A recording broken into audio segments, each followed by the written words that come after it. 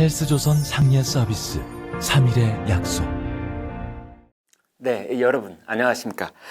박지원 국정원장이 대한신당 의원이던 작년 12월 KBS 라디오에서 이런 말을 했습니다. 청와대의 울산시장 선거 개입 의혹과 관련해서 레임덕을 언급을 했는데요. 이렇게 말했습니다. 모든 고위 공직자나 정치인들의 정보를 가지고 있는 청와대 반부패 비서관이 검찰에 가서 사실을 인정했다면 이거는 중요한 레임덕 현상, 권력 누수 현상이라고 생각합니다. 그러면서 그는 이런 말도 덧붙였습니다. 문재인 대통령은 측근 복도 없지만 야당 복은 천복을 타고났습니다. 네, 풀이하자면 당시 박형철 청와대 반부패 비서관이 울산 선거 개입과 관련해서 진술한 내용을 논평한 부분이 한 부분 있고, 그러나 야당이 이것을 제대로 쟁점화시키지 못한 것을 지적한 것입니다. 이 사석에서 만났을 때도 박지원 원장은 대통령의 레임덕 현상에 대해서 독특한 생각을 갖고 있다는 것을 알 수 있었습니다.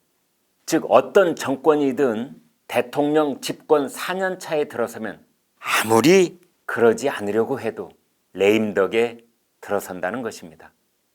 물론 이런 생각에도 일리가 있겠으나 우리는 지금 정권의 독특한 특성에 대해 지적하지 않을 수 없습니다. 그것은 구중궁궐 대통령이 제 손으로 자기 스스로 레임덕을 만들고 있다는 점입니다. 레임덕은 언제 어떻게 나타나느냐? 이것을 몇 가지로 요약해서 말씀드리겠습니다. 첫째, 그것은 대통령의 자화자찬 증세가 갈수록 심해지고 있다는 점입니다. 문 대통령은 어제 국무회의에서 이렇게 말했습니다. 우리는 확장 재정에 의한 신속한 경기 대책과 한국판 뉴딜의 강력한 추진으로 OECD 경제 성장률 1위로 예상될 만큼 가장 선방하는 나라로 평가받고 있습니다. 이 문 대통령이 말한 것을 알기 쉽게 요약하면 확장 재정 덕에 경제 성장률이 좋아졌다는 것입니다.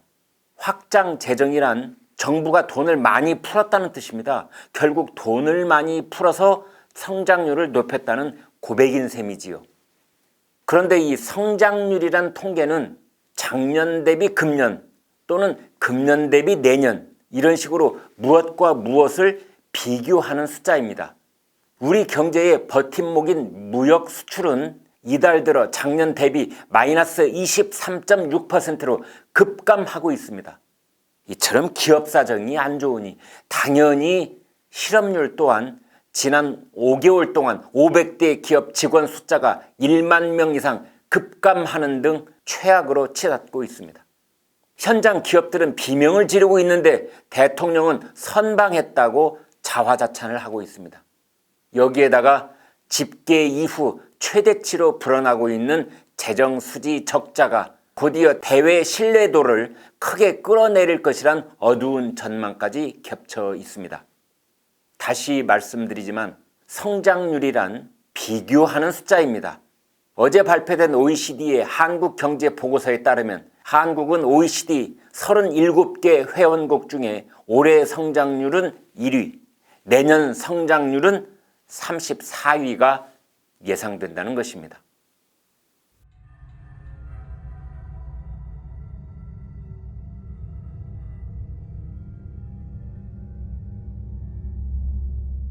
더군다나 문 대통령은 지난 10일 수석 보좌관 회의에서 이렇게 말했습니다. 부동산 대책의 효과가 나타나면서 집값 상승세가 진정되고 있습니다.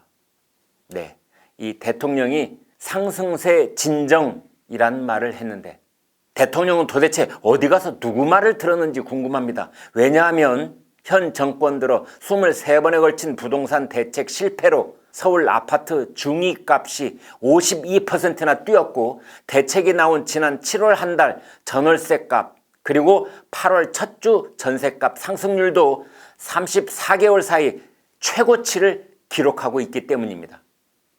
결코 사과할 줄 모르는 대통령 발언이 국민들의 실제 체감과는 완전히 동떨어진 유체 이탈 외계인 화법처럼 느껴지는 것입니다. 경실련의 김헌동 부동산 본부장은 이렇게 말했습니다. 현실과 동떨어진 대통령의 인식에 기가 찼습니다. 대통령이 국민 99%의 심기를 거스르고 있습니다.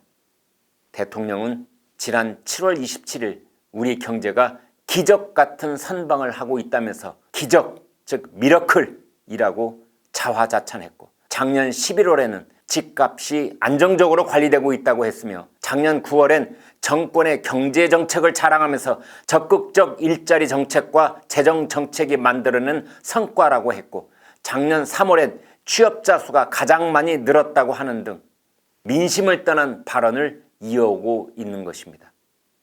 이것이 바로 제 손으로 레임덕에 빠지는 지름길입니다. 심지어 여당인 민주당의 한 수도권 의원은 오늘 아침 신문에 이렇게 말했습니다. 대통령이 청와대 구중궁궐에 갇혀 민심을 제대로 파악하지 못하는 것 같습니다. 청와대 참모들이 대통령에게 상황을 있는 그대로 보고하고 있는지도 의문입니다. 또 하나 레임덕의 징후는 대통령이 갖고 있는 우리는 틀리지 않았다는 생각입니다. 지금 정권의 옹고집 현상을 대변하는 것인데요. 잇단 부동산 정책 실패, 그리고 민심 이반에 대한 지적이 쏟아지고 있는데도 대통령은 마이웨이 노래를 부르고 있는 상황을 뜻합니다.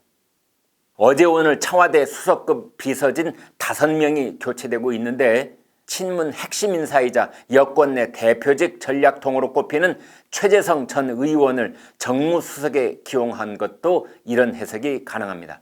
김영준 명지대 교수는 이렇게 말했습니다. 대야 관계보다는 8월 말 새로 구성되는 민주당 지도부를 염두에 둔 인사입니다. 여권 내에서 청와대의 그립을 놓지 않겠다는 인사입니다. 그리고 민정수석에 비검찰 출신인 김종호 감사원 사무총장을 기용한 것도 최재형 감사원장을 견제하려는 속셈을 노골적으로 드러낸 인사라고 할 수 있을 것입니다. 이것은 역설적으로 청와대의 레임덕을 막으려는 안간힘을 느끼게 하는 인사입니다. 그러나 탕평 인사를 하지 못하고 코드 인사로 일방통행식 국정 운영을 하다 보면 결국 큰 역풍을 자초해서 제 손으로 레임덕을 불러들이게 되는 것입니다.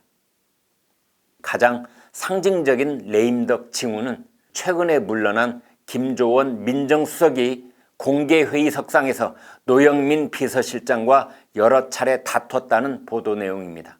물론 청와대 대변인이 가짜 뉴스라며 강하게 부인하기는 했지만 국민들 마음은 이미 떠나고 있습니다. 청와대 고위직 참모들끼리 서로 손가락질 하듯 누구누구는 아파트를 여러 채 갖고 있다느니 쑥덕거리고, 또 누구는 이미 팔았다, 아직 안 팔았다 식으로 거의 중계방송하듯 구설수를 벗어나지 못하고 있는 현상. 그리고 비서실장이 다주택자들에게 7월 말까지 정리하라고 말하자 일부 수석들 사이에 이에 반발하는 기류가 있었다는 뒷담화에 이르기까지 대통령 면전에서 볼썽사나운 일들이 계속되고 있는 것입니다. 동갑내기 수석 참모들끼리 불편한 상황을 노출하는 것, 이것이 레임덕의 가장 강력한 징조입니다. 대통령을 실체 없는 그림자 취급할 때 빚어지는 현상인 것입니다. 보스 앞에서 넘버 2와 넘버 3가 대놓고 싸울 때 그것을 레임덕이라고 부릅니다. 원인은 다른 데 있지 않습니다. 대통령이 구중궁궐에 갇혀 국민 심정을 헤아리지 못할 때 레임덕은 시작되는 것입니다.